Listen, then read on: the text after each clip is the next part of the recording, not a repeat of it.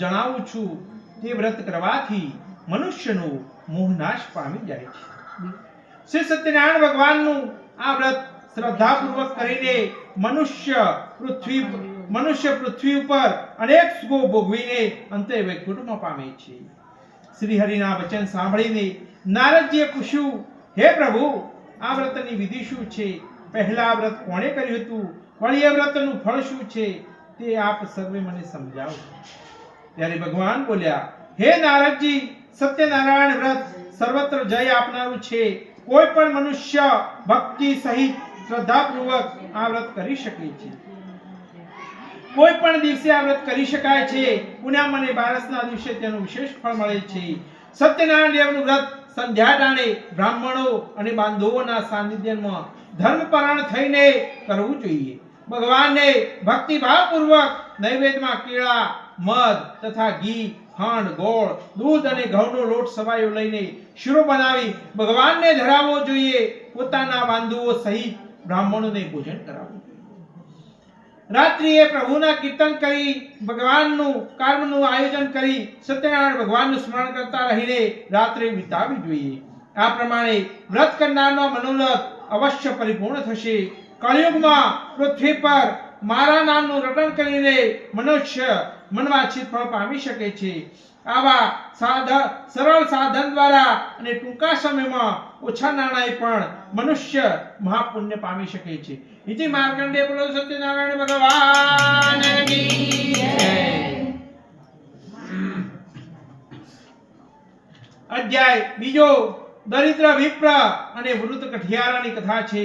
ત્યારે સુતજી બોલ્યા, હે ઋષિવર્યો, આ વ્રત અગાઉ જેણે કર્યું હતું તે સંસ્કૃતમાં હું વણવું છું. ત્યારે સુંદર કાશી નગરમાં એક અત્યંત નિર્ધન બ્રાહ્મણ રહેતો હતો. તે ભૂખ અને તરસથી વ્યાકુળ બની ભટકી રહ્યો હતો. બ્રાહ્મણને વહાલ કરનાર શ્રી હરિએ આ દુઃખી બ્રાહ્મણના કલ્યાણાર્થે એક દિવસ વૃદ્ધ બ્રાહ્મણનું રૂપ ધારણ કર્યું અને તે વૃદ્ધ બ્રાહ્મણ પેલા નિર્ધન બ્રાહ્મણ પાસે જઈને કહેવા લાગ્યા, હે બ્રાહ્મણ, આપ નિત્ય દુઃખી થઈને પૃથ્વી પર શા માટે ભટક્યા કરું છું?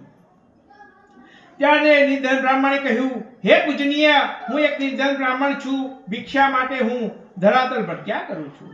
જો આપ આમાંથી કોઈ છુટકારો મેળવવાનો ઉપાય જાણતા હો તો મને જણાવવાની કૃપા કરો.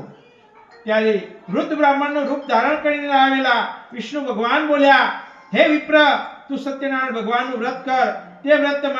તે વ્રત મનવાંછિત ફળ આપનારું છે. સત્યનારાયણ દેવનું વ્રત કરીને મનુષ્ય સર્વે દુઃખોમાંથી મુક્ત પામી જાય છે. આમ કહીને ભગવાને નિર્ધન બ્રાહ્મણને વ્રતનું સંપૂર્ણ વિધિ સમજાવી. ત્યારબાદ પ્રભુ અંતર ધ્યાન થઈ ગયા. ત્યારે વૃદ્ધ બ્રાહ્મણે કહેલું, સત્યનારાયણ દેવનું વ્રત અવશ્ય કરીશ એવા નિશ્ચય સાથે તે બ્રાહ્મણ ઘેર ગયો. તે રાત્રે તેને ઊંઘ આવી નહીં અને વિચારમાં સવાર પડી ગયું. પ્રાતકાળે સ્નાન ઇત્યાદિ નિવૃત્ત થયા બાદ ભગવાન સત્યનારાયણ વ્રત કરવાનો દ્રઢ સંકલ્પ કરી તે ભિક્ષા માટે નીકળી પડ્યો. તેને ભિક્ષામાં ઘણું ધન મળ્યું. તે ધનથી તેણે પૂજન સામગ્રી ખરીદી. ઘરે આવીને તેણે પોતાના સગા વાલા, ભાઈ ભાંડુ અને પાડોશીઓને બોલાવીને સત્યનારાયણ દેવનું વ્રત કર્યું. વ્રતના પ્રભાવથી તે નિર્ધન બ્રાહ્મણના દુઃખો નાશ પામ્યા અને તે અનેક પ્રકારનું સુખ અને વૈભવ ભોગવવા માંડ્યો. તે બ્રાહ્મણ દર માસે સત્યનારાયણ ભગવાનનું વ્રત કરવા માંડ્યો. સત્યનારાયણ ભગવાનના વ્રત કરનારના સર્વે મનોરથો પ્રાપ્ત થાય છે અને સર્વ પાપો નાશ પામી જાય છે. હે ઋષિઓ, હવે આપ બીજું શું સાંભળવા માંગો છે? ત્યારે ઋષિઓ બોલ્યા, હે મુનીશ્વર, આપ વિપ્ર પાસેથી વ્રત સાંભળીને બીજા કોણે આ વ્રત કર્યું અને અમને કહો, જેથી અમારી શ્રદ્ધા પુષ્ટ થાય. ત્યારે સુતજી બોલ્યા, હે ઋષિવર્યો, જેમણે આ વ્રત કર્યું હતું તે સૌની કથા હું તમને સંભળાવું છું. એક બ્રાહ્મણ ધન અને ઐશ્વર્ય પ્રમાણે પોતાના સ્નેહીઓ સાથે પોતાના ઘરે વ્રત કરી રહ્યા હતા. ત્યારે એક વૃદ્ધ કઠિયારો ત્યાં આવ્યો અને માથા પરનો ભારો તેણે વિપ્રની બહાર ઉતાર્યો અને તે ઘરમાં ગયો. ભૂખ્યા તરસ્યા કઠિયારાએ ભક્તિભાવથી બ્રાહ્મણને પૂછ્યું, હે ભૂદેવ, આપ શું કરી રહ્યા છો? મને સાંભળવાની ઘણી ઈચ્છા છે. કૃપા કરીને સગળું મને જણાવો. ત્યારે બ્રાહ્મણ દેવતા બોલ્યા, હે કઠિયારા દેવ, તમે સર્વે મનોરથને સિદ્ધ આપનારું સત્યનારાયણ ભગવાનનું વ્રત કરી રહ્યા છીએ. આ વ્રતના પ્રભાવે જ મારા ઘરમાં ધન ધાન્યની વૃદ્ધિ થઈ છે. ત્યારે બ્રાહ્મણ પાસેથી તે વ્રત વિશે જાણીને કઠિયારો ઘણો જ આનંદિત બન્યો. ભગવાનની કથા સાંભળી પ્રસાદ લઈ તે પોતાના ઘરે ગયો. બીજા દિવસે સવારે કઠિયારાએ સંકલ્પ કર્યો કે આજે લાકડા વેચતા જેના નાણાં મળશે તેમાંથી હું સત્યનારાયણ ભગવાનનું શ્રેષ્ઠ વ્રત કરીશ. તે માથે લાકડાનો ભારો ચડાવી નગરમાં ગયો. ત્યાં તેને લાકડાનું મૂળ 4 ગણું પૂજ્યું. કઠિયારાએ પાકા કેળા, ખાંડ, મધ, દૂધ, દહીં તેમજ ઘઉંનો લોટ સવયવ પૂજન સામગ્રી ખરીદી અને પોતાને ઘરે આવીને તેને ભાઈ ભાંડુઓ અને સ્નેહીઓને બોલાવ્યા અને શ્રદ્ધા વિધિપૂર્વક તે ભગવાનનું પૂજન અર્ચન કર્યું. વ્રતના પ્રભાવે વૃદ્ધ કઠિયારો સુખ સંપત્તિયુક્ત થયો અને તે અનંત સુખો ભોગી તે સર્વે તે માર્કંડેય બોલો સત્યનારાયણ ભગવાનની જય. અધ્યાય 3 સાધુ વણિકની કથા છે. સુતજી બોલ્યા, હે શ્રેષ્ઠ મુનિઓ, પૂર્વે ઉલ્કામુખ નામનો એક મહાબુદ્ધિવાન રાજા થઈ ગયો. તે સત્યવ્રતા હતો. તેણે ઇન્દ્રિયો પર વિજય મેળવ્યો હતો. તેણે તે જીનેન્દ્રિય કહેવાતો હતો. તે ગરીબોને ધન આપી તેમના કષ્ટ હરતો હતો. તેની પત્ની પણ સુંદર હતી. તે સતી ધર્મનું પાલન કરતી હતી. આ દંપતીએ સત્યનારાયણ ભગવાનનું વ્રત કર્યું અને તે વખતે તે ત્યાં સાધુ નામનો એક વણિક આવ્યો હતો. પોતાના ધનથી ભરેલું વહાણ લાગણી તે નામમાં આવ્યો હતો. રાજાએ વ્રત કરતા જોઈ વિનમ્રતાથી પૂછ્યું, રાજેન્દ્ર, ભક્તિ ભાવપૂર્વક આપ કયું પૂજન કરી રહ્યા છો? આપ મને સઘળું જણાવવાની કૃપા કરો. ત્યારે રાજા બોલ્યા, હે વણિક, હું મારા સ્નેહીજનો સાથે પુત્રાદિની પ્રાપ્તિ અર્થે સત્યનારાયણ ભગવાનનું પૂજન અર્ચન કરી રહ્યો છું. ત્યારે સાધુ વાણીએ કહ્યું, હે રાજન, મારે કોઈ પણ સંતાન નથી. મને આ વ્રત કરવાથી વ્રત સમજાવો. હું આપના કહ્યા પ્રમાણે આ વ્રત અવશ્ય કરીશ. મને આ વ્રતથી નક્કી સંતાનની પ્રાપ્તિ થશે. રાજાએ સાધુ વણિકને સંપૂર્ણ વ્રત સમજાવ્યું. સાધુ વાણીઓ આનંદ સહિત પોતાના ઘેર આવ્યો. તેણે પોતાની પત્ની લીલાવતીને સંતાન આપનાર ભગવાન સત્યનારાયણ વ્રતની વાત કહી.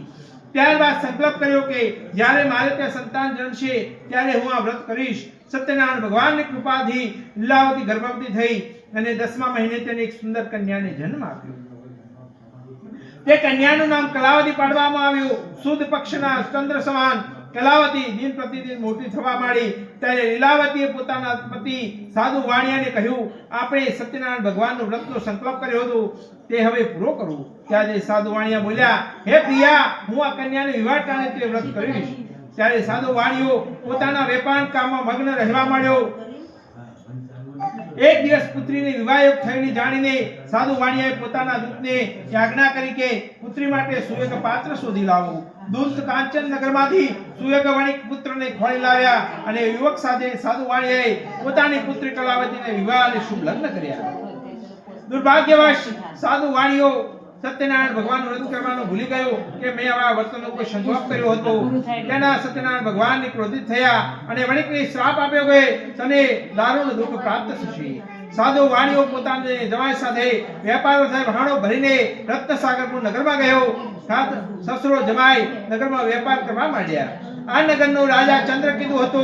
એક દિવસ ભગવાન સત્યનારાયણની માયાથી પ્રેરાઈને એક ચોર રાજમહેલમાંથી ચોરી કરીને ભાગ્યો હતો.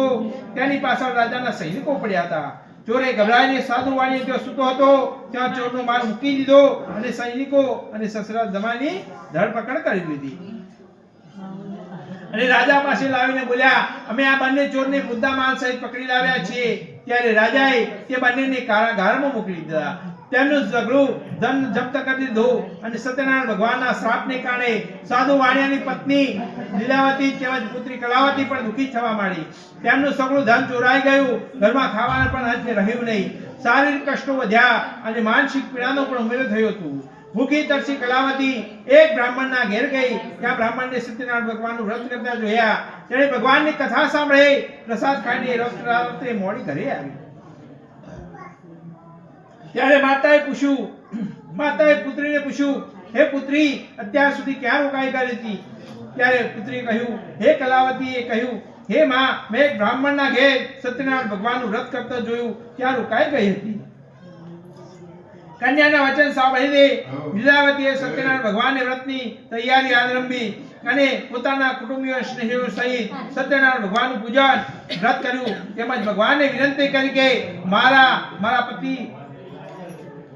મારા પતિ અને જમાઈ શીઘ્ર પાછા ફરે, અમારી ભૂલ માફ કરો, અમને સુખિયા કરો.